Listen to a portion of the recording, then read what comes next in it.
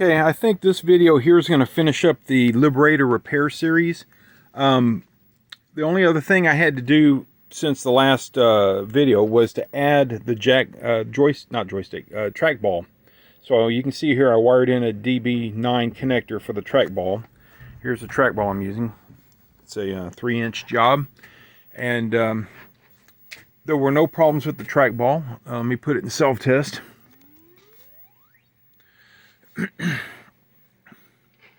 So you can see the trackball moves the target, or the whatever the hell is the sight around. All the switches are registering, so shield and fire, start buttons.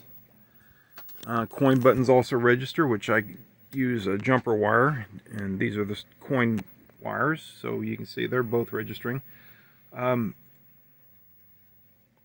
Everything in self-test is clean now. I was having some video graphics problems on the Planet,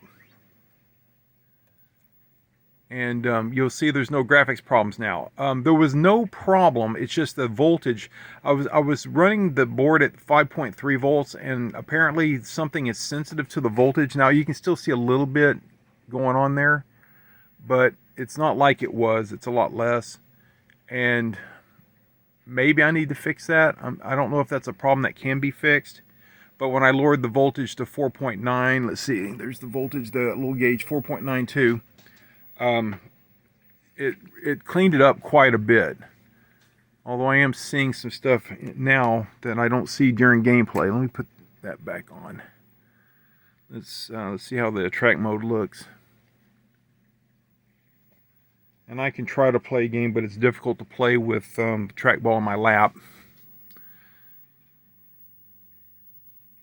So that all looks clean. I don't see any glitching there.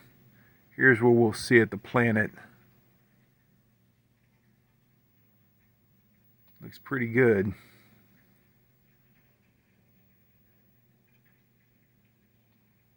Alright, so during gameplay, not seeing any glitches in the Planet. Looks really good. But something is sensitive to voltage. I mean, those glitches do come and display themselves when the voltage gets up above 5, like 5.1 volts or something. But all right, let me play a game. This is going to be interesting because I can't fire and hold the camera at the same time, the phone. So let me start the game.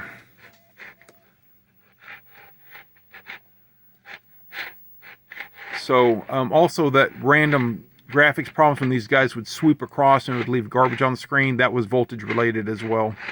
So I can move things around, but can't fire and move and hold the camera. So you can see no glitching here. It looks pretty good.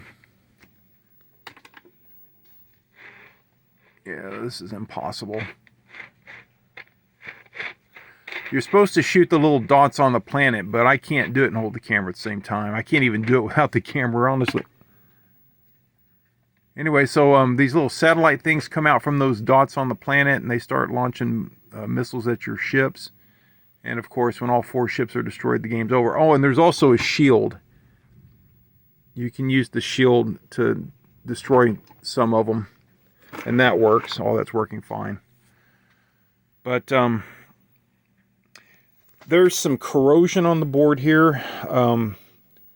Some of this chip in particular was rotten. Wait a minute, not that one. This one. Wait, not that one. This one. This one was rotten. And so these 2 here look like they might need some attention. Actually, those 3, those 4. Like this whole section here looks like something ate away at the stuff. The traces are all viable. I didn't have to do any repairs or anything, but these chip legs look really bad. So because this one was bad, the legs were weak, I'm inclined to go ahead and cut these out, and that one too, at least this row here, and clean up the board a little bit with them out, and install some sockets and replace these. That might help with those glitches. I mean, it is Planet related, so I may do that. Yeah, maybe I'll do that. Okay, I'll be back. Okay, but it took a bit of effort, took a while, but I got it done. All these chips where the corroded area I removed them, cleaned up all the corrosion around there using some sandpaper, and I installed sockets and put new chips in. All the old chips broke. They were brittle. They were eaten up with corrosion. I also installed the little capacitors that were missing in between there. So there were 3 capacitors missing. I added those. And bam! I don't see any problems at all. This thing is working perfectly. I'm not seeing any glitching at all. So yeah, that corroded area was the problem. I don't see anything else. That was the very bad area. That area, I don't know what happened. Some liquid or something, solvent, acid, something got on there. I don't know to do that. And it was all localized here. There's some interesting stuff here, but it seems like it's in better shape. This was the worst of it. All right, so this board is done. Everything's working. Audio's working. Controls are working. Gameplay works good. I'm going to point out that I took all the ROMs out. To get it running, I had ROMs here, all 7 of them. I have now replaced it with my cheater board, and it works great. Let's see. Everything that was wrong with this board, it's a long list. Basically, missing the ROMs. One of these pokies was bad. Missing these ROMs, and I engineered a couple of replacement things. That was early on in the effort. Missing this PROM here, so I had to create a PROM replacement using the W27C512 super fast EEPROM, I should say. These PROMs have to be fast. You can't use like a 27C512. It has to be the fast guys. We had 2, 3 RAMs. One of them was probably good, but it may have been due to corrosion. So even though it may have been good, it might have had problems because of corrosion. But 3 of the RAMs was bad. I was expecting all these to be bad, honestly. So I replaced 2 of the RAMs, and then I had made a cheater board for the RAMs. This is a 4116 whole, but that I'm running a 4516, I think it is, in there. And it's a 4564. Using a 4564 here. It could be a 4164. They're all basically the same pinout. So this little cheater board allowed me to replace RAM, the kind of not so great 4116 RAMs. These require 2 voltages, ground and 5 volts. These require -5, ground, 5, and 12. These require 3 voltages. This requires 1. So that was what I did there. Let's see.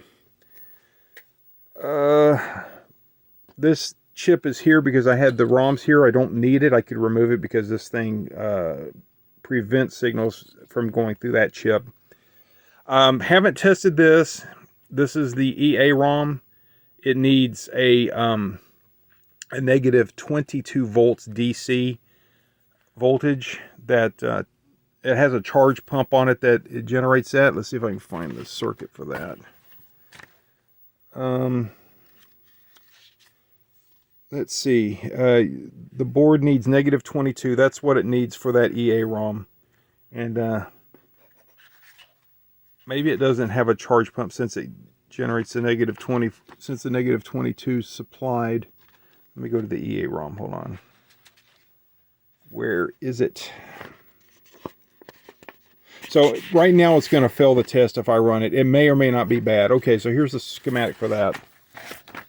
So this is the EPROM, and it needs negative 28. And here's the charge pump. It takes the negative 22 and it lowers it even further. And it's a tricky little trick thing. This hasn't been tested because I don't have an EPROM. I don't have the negative 22 volts, so I'm not. This isn't tested, but basically, it's a pulsing thing, and it keeps pushing voltage through these caps to either raise it or lower it. In this case, they're lowering it, and so all they needed to do was drop it 6 volts, and that's what they. That's how they're doing it. I wonder if minus 22 wouldn't have been enough, for these. Are they that critical? I don't know, but there's a charge pump for that. So yeah, this was an interesting project. It was something I bought, God, it has to be at least 10 years ago. And just kind of set, and I'm getting more time to where I can play with this stuff. And it had a lot of problems. Oh, this chip was bad. That was one of the first things right there. That's for the power on reset stuff. A lot of chips were bad, and some chips just replaced, like these, all these chips were good. I just replaced them because they were corroded, but it made a difference. The video's good. Still, there's a little dot there. I didn't notice that. I wonder if that's a problem. Anyway, it's not going to be perfect, I guess. Well, I think that's it. I think I'm done with this board. I would not have any problems plugging this into a machine and using it. Probably will do better with a AR2 power supply instead of a switching power supply that I'm having to hack, you know, a harness with. I guess that's it for this video. I'll see what I can dig up for my next video arcade repair project.